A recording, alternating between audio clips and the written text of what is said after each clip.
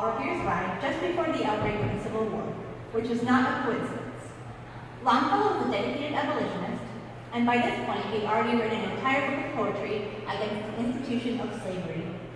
This poem, Paul Revere's Ride, is known and loved for its exciting story and rousing rhythm, but at its heart it is a political poem. It aimed to inspire patriotism and to encourage young men to join the Union Army. It is designed to remind people that one person can make a difference in the fight for freedom. It is a call to active citizenship. But it is not, however, completely accurate history. I can tell you the real story, though. It's just as exciting.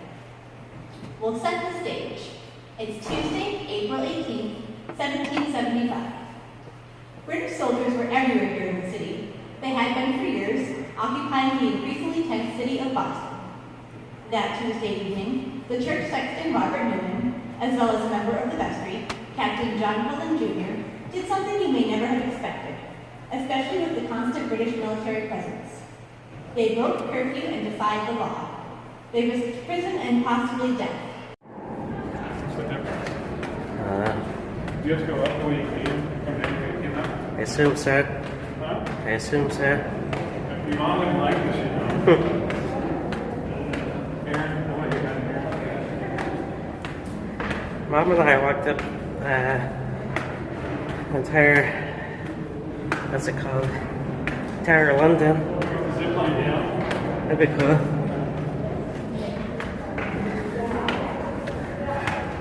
50 feet, Aaron, 50 steps.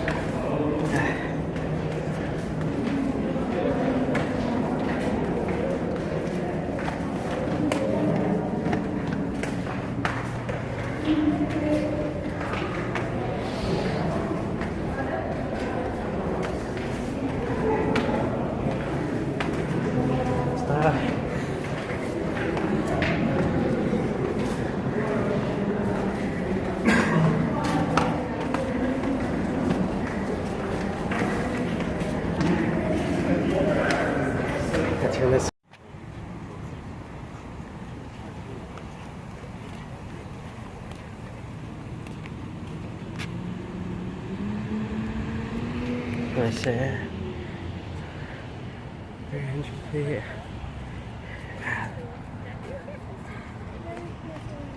Caused them to come here. What were they fighting for? What were they willing to risk their lives? One of the individuals plight most similar to Tristan and myself in terms of what he was wearing. It was Peter Brown. 22 years old, like the makeup of any army in any era. Most of the men gathered here were young, teenagers, men in their early 20s, men who had never seen combat before. The average age in Boston was roughly 16 years old at the time of the Revolution. It probably explains why it was so prone to violence and radicalization. A bunch of underemployed teenagers. And Peter Brown's no exception. He's grown up in an era being influenced by the radicalization of Boston. Events like the Boston Massacre in 1770, the Boston Tea Party in 1773, the passage of the Intolerable Acts. Boston then, as it is now, is the economic engine of New England. Britain's military might has seen to the closure of Boston's harbor. Ships could neither leave nor come in, no trade. And the economy, which had been stagnating for a decade, now seems on the verge of collapse. It affects all the communities outside of Boston. Britain seeks to limit all local forms of government throughout Massachusetts. That will directly impact someone like Peter Brown, who already has signed a petition denouncing parliamentary action. At this time, the King of Britain, George III, is not seen as the enemy. These colonists here understand themselves to be British subjects. No argument is with Parliament. Now, by virtue of being 22 years old, Peter Brown has been legally able to vote for 1 year. In the towns of Massachusetts, in order to vote, towns were run by franchise voters. There were no mayors in these towns. You had to be 21. Also, you had to have taxable property. That is something Peter Brown does not have. He's working, helping out at farms, If he doesn't own property, he's not able to vote. And as long as the economy continues to stagnate, he never will be able to get enough property, enough taxable goods in order to vote. And thus, to a degree, never really be an upstanding, fully fledged member of his community. Never a real adult. He's 22 years old, but in many ways, he's still just a kid. He's not able yet to enjoy the responsibilities and privileges of being a franchise voter. But if he signs up with what's being called the Massachusetts Army, he can be paid for his service. He can accumulate money that way. And like young men of any war, it's a great adventure, being swept up in these converging threads of history. Now, he does have experience with this weapon.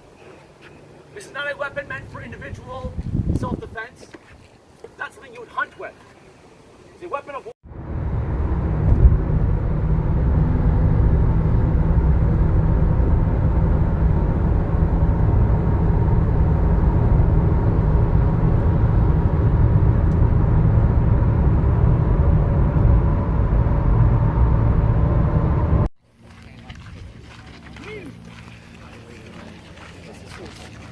His father.